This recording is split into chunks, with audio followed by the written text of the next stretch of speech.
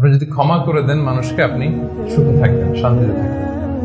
আমাদের হয় চলতি পথে আমাদের বন্ধুদের মধ্যে বা আমাদের প্রতিবেশীর সাথে বা আমার কলিগের সাথে বা আমাদের সমাজে অনেকের সাথে অনেকের নানা সময় এমন বিভেদ ঝগড়া এটা তৈরি হতে পারে, ফলে মনের মধ্যে ক্ষোভ, অশান্তি, ইভেন জেলাসিও আসতে পারে।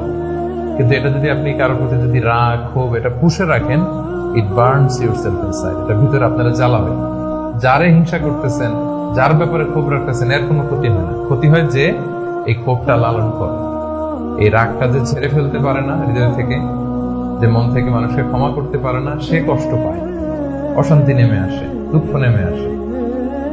আর যে সিম্পলি ক্ষমা করে দেয় সবাইকে, সে মানে সুখী একটা জীবনযাপন করতে পারে।